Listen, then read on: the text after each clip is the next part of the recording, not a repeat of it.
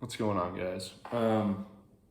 In my last video, I've been getting comments and people within my Instagram DMs as well asking me my perspective on being sort of rudderless or feeling lost in your 20s. And I actually relate to this a lot, and it's sort of, I think that you kind of are supposed to, in a way. I don't know if the people that think they have it figured out, it's so easy to look at other people and assume that everybody else just has it figured out, because you instinctively kind of compare yourself, where it's like, well, they have this, they have that, their life's going so well, why am I confused? Dude, don't worry about that. But we'll just read these comments real quick. So Easy E, he says, just found your channel and I'm a huge fan. I'm 26 and feel almost slightly lost, but still listening to you has provided some sense of calm. Still looking for what my purpose is after years of school and sports, and now just working a public safety job with no end in sight. And there was a good reply to this by a gentleman named Adam Fielding, and he had something really great to say. And I very much align with what Adam had to say. But, and keep in mind, guys, whatever I'm about to say here is purely where I'm at in my life, or what my perspective is. Don't take advice on what I would recommend finding somebody that has more experience, has more experience, especially if it could be your family, it could be somebody that has your best interest in mind. But you can also find these people online. I've had plenty of people online where it's like they had the information, they had so much stuff that helped me in my life, and gave perspective to some things that I was going through, and so these things are out there as well. But connecting with your family is important. Like your father, if your father, your mother, these people are connected to your bloodline. These people have your best interest in mind. They should. If they don't, I know there's a lot of people with piss poor relations with their family. Their parents are complete stupid people. Don't take advice from them, but also learn from them, I would say. But, so Easy, you're working a job that you feel like it's a dead end and there's no end in sight, and you're not happy with it. Here's how I look at this, is that sometimes in life you do have to kind of experience these things and try to learn from them, learn from the experience. And you may, being sort of rudderless, being in a position where it's like, I don't get why, I spent all this time getting maybe you got a degree, you got something, and you had an idea of what you wanted to do, and then you found out that that's not what it was. And so then it's a pretty depressing thing to go from that to then working some job that you don't like. But I think that this is a part of the learning experience, and I think it's a part of life. I would say that at a certain point, you need to find an out and try more things. And through trying things, you might accidentally stumble upon something that gets you closer to things that you connect with, that you enjoy. But what Adam had to say in response was that it's not all about money. It's not all about career. In the States, we all typically think about purpose as being what gets you money, what gets you, your career. Like, your career is the really important thing. Like, and anybody, you talk to anybody, they immediately ask you, what do you do? And they mean, what do you do for work? As if that matters as to like finding out about who you are. I understand that this is just the easiest thing to start with, but either way, working dead-end jobs, working jobs where you know that you're not going to be there forever and not knowing where you're going to go. I've never known where I was going to go. I've never felt like, yeah, I want to be a carpenter. And even now that I am a carpenter and I really like it, I really enjoy it, do I want to do it forever? Is this my calling? No, absolutely not. It's a great job and I do feel fulfilled doing it. Sometimes, not always, but a lot of the time. It's a great, and there are skills that I will take with me that I'll always have that are in here that make me useful as a man. Being useful is an important thing, and having a skill is a very important thing. So, but I guess what I would say practically for that is try more stuff. Just try things, and don't worry about what it may be. Like, go be a bartender, go try car sales, go try something. If I lost my job, I think I would want to go bartend or do car sales. Something that would like get me out. Like, I would hate it. I would absolutely hate doing that. But it doesn't matter that I would hate it. It's an experience, you need experiences. I think people, I was going to relate this a lot to the Odyssey because I've been rereading the Odyssey because I just got this new translation, which is the Fitzgerald translation. I'm not 100% sure how I feel about it. It throws me off in some ways, but overall I like it. A lot better than the freaking Lombardo translation. Bad translation, don't like it. No offense if you like it. I just happen to not like it. I think it feels too... like they're trying too hard to make it modernized. It's not it. But in life, with jobs, with relationships, there are times when you got to spend 6 years with Calypso. And you know that you're not supposed to stay with Calypso.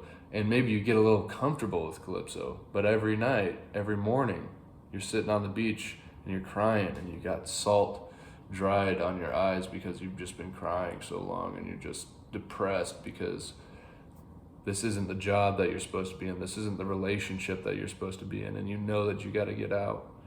And so, Odysseus didn't know how he was going to get back to Ithaca. He was on a stop that lasted longer than he probably would have anticipated, but it was a comfortable stop. Having a demigod as your or a goddess or whatever as your girlfriend. But finding your Ithaca, getting back to your Telemachus and Penelope, what does that look like? What is that? No answer that I'm going to give you is what it is for you. I can tell you what it is for me now. And that's the other thing. It may not always be the same. Actually, a lot of the times it's going to change. For me, I've never had that sort of like where I know where Ithaca is. Like I know what Ithaca is for me. What Ithaca is for me now, what Penelope and Telemachus in Ithaca, this sort of end goal is for me, would be the journey itself, getting experiences. Remember when in Faust, when he's talking to Mephistopheles, and he says that he wants to experience all of life. He wants to experience the positives and the negatives because he wants this sort of fullness of life. This is how I look at things. Whatever hardships, whatever situation I'm in, that is a situation that I have been called to be in by God, by whatever causality, by the prime cause, whatever you want to say, circumstance. To me, I would much rather say God. Now, the scientific materialists, Malvolios, the evangelical atheists are going to say, well, that's ridiculous, blah, blah, blah, blah, blah, blah, blah. I don't give a shit. This is how I look at it. So, and I haven't heard God's voice, but I've heard him clear his voice as if to announce his presence without speaking. And that comes to me in a lot of ways through intuition. That's how I trust God, is through when you know something. You get the sort of feeling like I'll give you an example. I've told this story before, but when I bought this house, I was heartbroken. I was in a part of my life that was very dark, that within my mind, mentally very dark, had to go through some things where I was like, I can't believe this would ever happen to me, that I would experience this. But it was also, so then this house drops out of nowhere, and I just knew in my gut, I knew that this was the right thing to do. I have to say that's God. I mean, that's just my experience. Now, obviously, there's a rational explanation that it was just circumstance, yada, yada, yada, whatever. But listen to your intuition. Listen to God.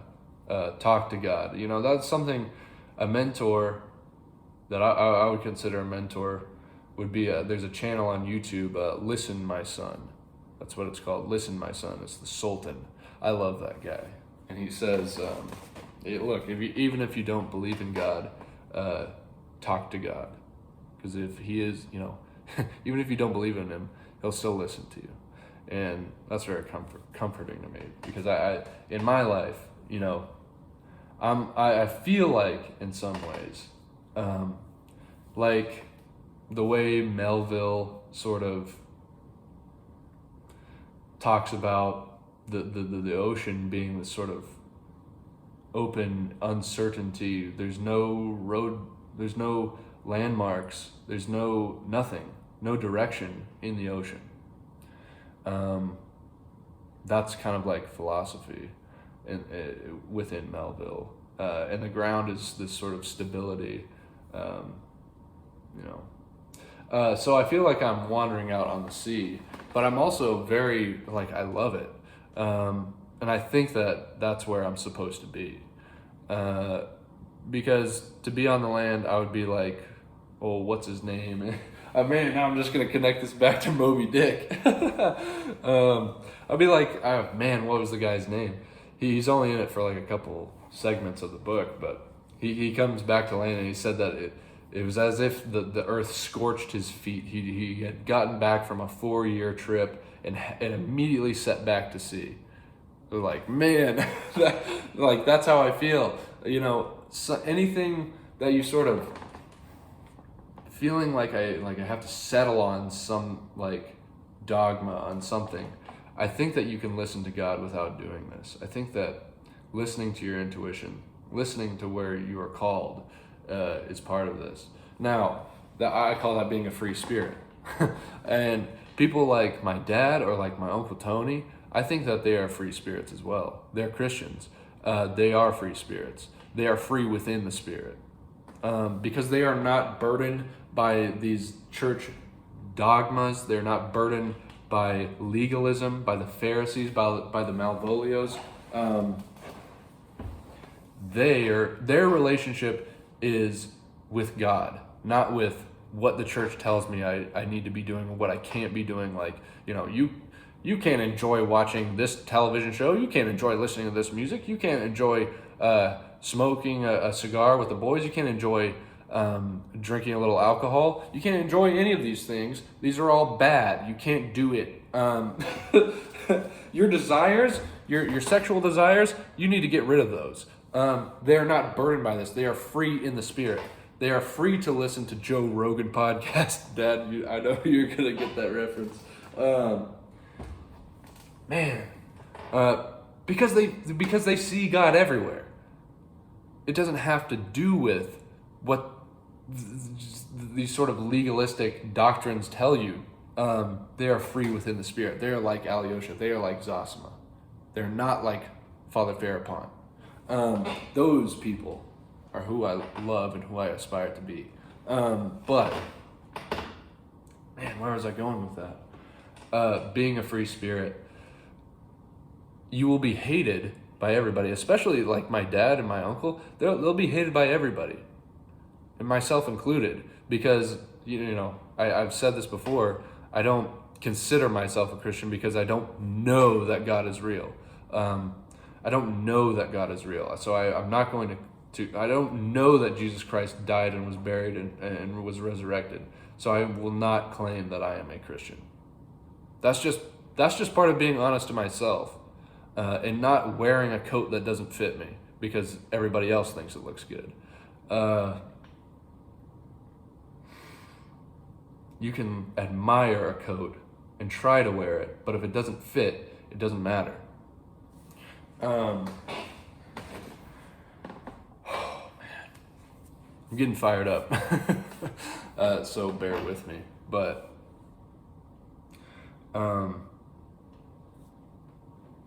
you will be hated. I will be hated by the church, by the Christians, because they say, well, you say, you're talking to God. You have this sort of like your intuition. You follow your intuition. You say that's God. No. So they will hate me. And then the scientific materialists will hate me. The evangelical atheists will hate me as well for saying, oh, you think that there's some kind of God? Aren't you stupid?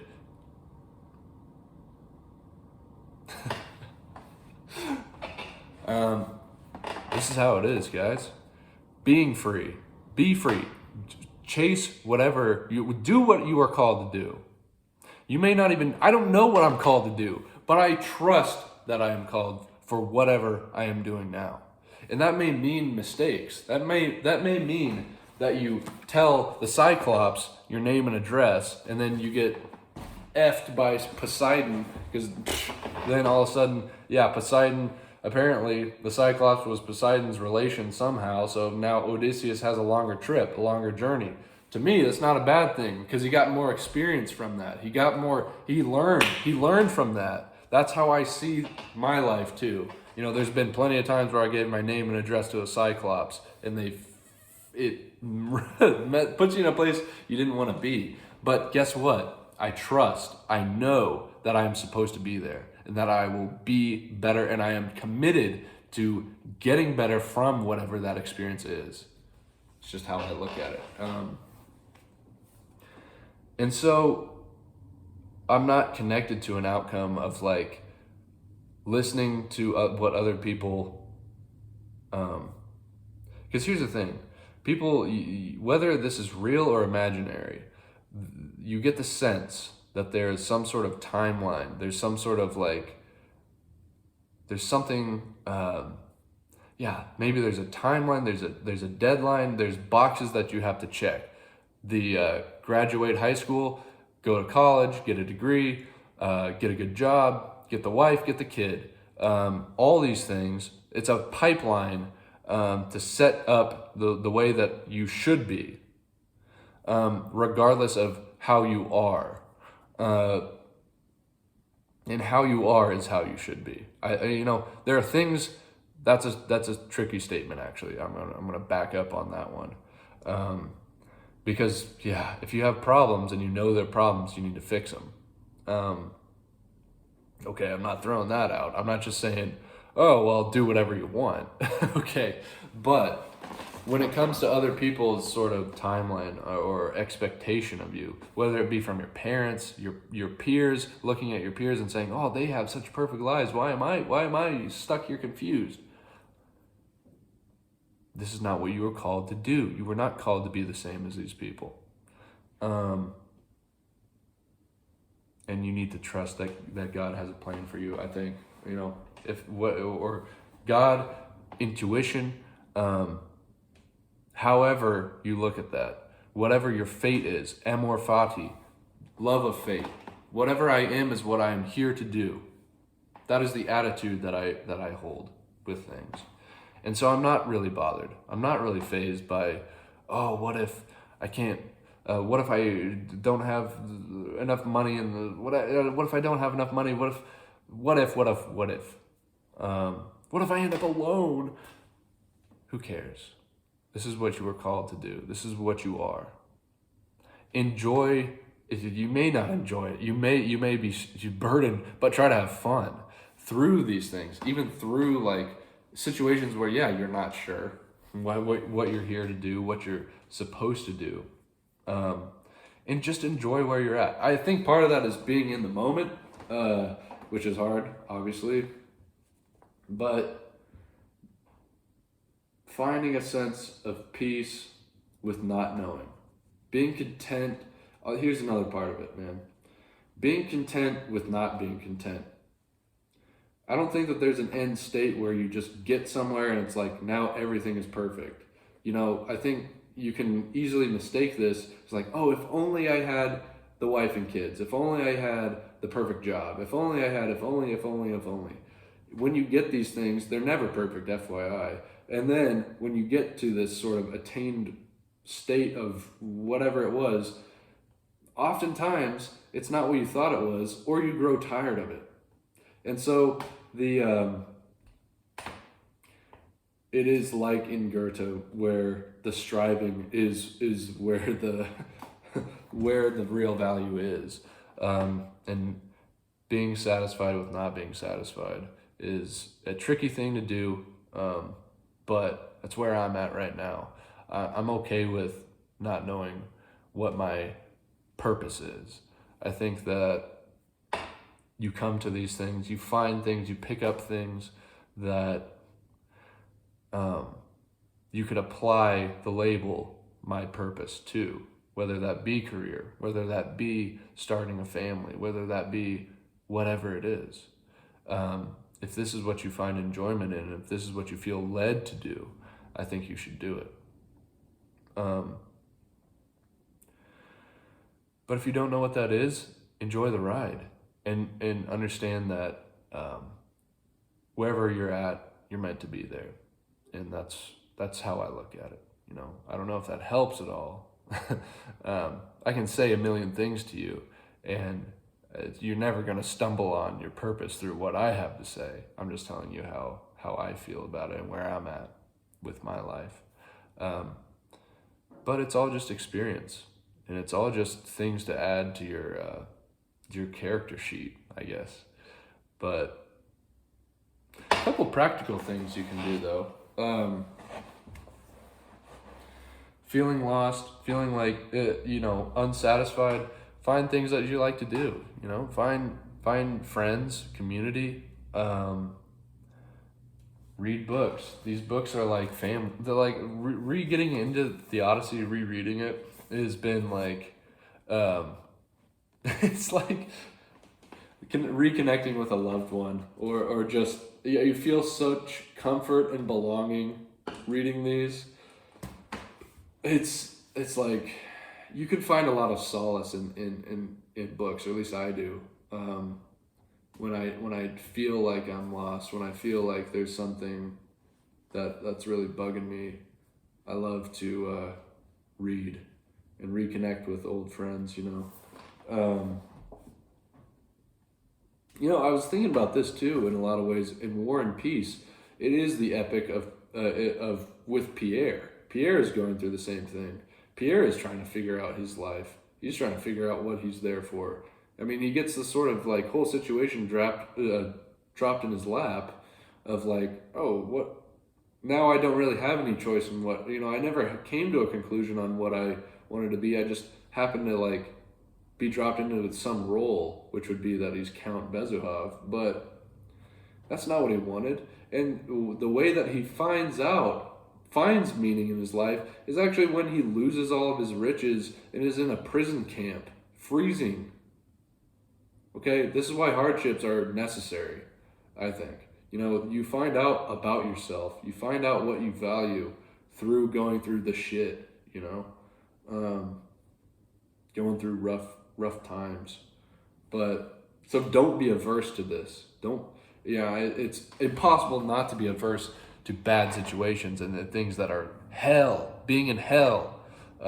It sucks, but it's necessary. I really think it's necessary to go through tough stuff. Actually, to the point where when I'm too happy, now this is going to sound crazy. I've heard people say that this is bad, but when I'm really happy or I'm really like sort of feeling almost like too happy. Sometimes I feel too happy, and I feel like I gotta like bring it down somehow. And so I'll like listen to Alice in Chains' "Rotten Apple," or listen to Alice in Chains, listen to the Guts theme, and go walk in the rain. Try to lower my vibe a little bit to like even out, because it's like you kind of start to miss hard stuff happening when you feel like you're getting too comfortable, like Odysseus does when he's with Calypso. But read this book. Try not to get distracted in your 20s. I'm talking to myself when I'm saying this too. Don't get distracted by the sirens. Don't listen to the sirens. That could be your phone, to people applying things to you that have nothing to do with you. Your self-consciousness, or your being self-conscious. These are the sirens. These are the negative thoughts. These are the sort of conflict within the soul. The things that will lead you down a bad path. Do not listen to them. Also, know that at the end of hard work, at the end of instability and complete. Remember when Odysseus when his ship is destroyed, he has to swim. Sometimes you can't always rely on the ship. You can't always think that the ship is like the utter safety. Hold on to the mast. Sometimes you gotta learn how to swim. But at the end of it, what does he do? When he makes it to land, he's exhausted. He's so exhausted, and he just sleeps. Get some rest. At the end of hard times, there is rest. It's contrast, man. But yeah, don't get turned into a pig either by Circe. Don't let your bestial nature lead you down a bad path either. Anyways, I don't know if any of this made any sense, but this is where I'm at. Trying to listen to God, trying to listen to my intuition, trying to not worry about things. I think that that's what Elisha Long means when he says retard max. I think it's all a big allegory for listening to God. And I'm trying to do that, man. But that's where I'm at. You scientific materialists, you evangelical atheists, I know this doesn't apply to you, but this is me personally. Okay, this is my perspective, and you can call me a dumbass for it, whatever. It's okay. But anyways, I think that's it, guys. I really like these comments. Comments like this, I'll make videos if you have a really good comment. If you want me to talk about something, I'll talk about it. I'll find something to talk about either way. But these were good comments, and I appreciate it. So I wish you luck on your journey. But yeah, do some reading. Oh my, wow, this just popped in my head. Elaine, think about Helene in War and Peace. That has to be Helen of Troy. Pierre is Menelaus. Holy shit, man. Excuse me. Wow. This makes so much sense. Okay, see you guys.